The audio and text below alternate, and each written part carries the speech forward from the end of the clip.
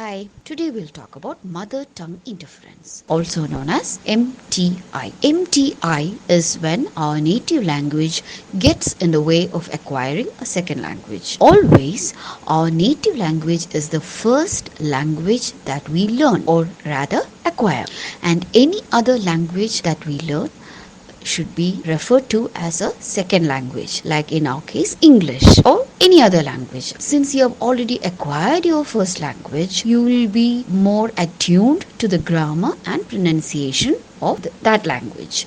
So while we are trying to learn a second language, the first language that we already know gets in the way of it. There are basically two ways in which this happens.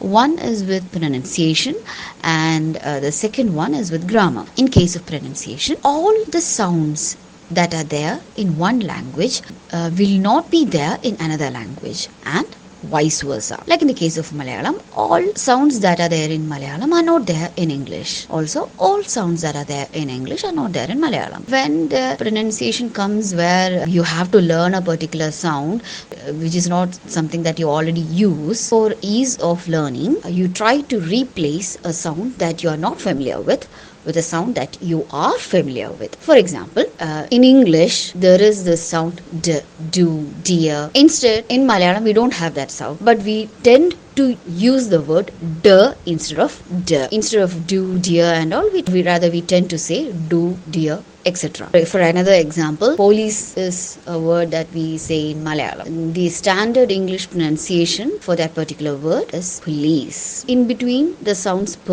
and l, in standard English, the sound a should come.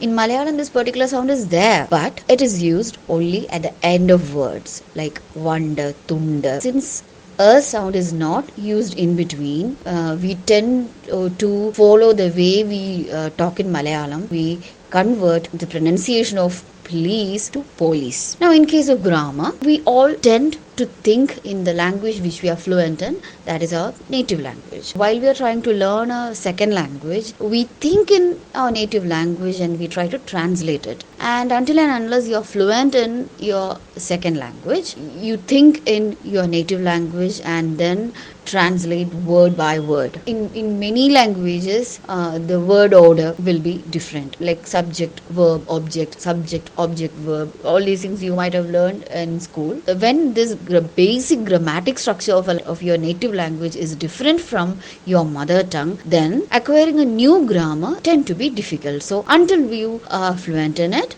you tend to use the words of the second language and the grammar of the first language. Or sometimes you also tend to miss out on the grammatical words. Like instead you just translate the words that convey the meaning. In those examples, the meaning is conveyed but not in a grammatically correct manner. So these are the main points that come under mother tongue interference. Even in my pronunciations and my usages, sometimes you will be able to see mother tongue interference. Thank you. That's all for today.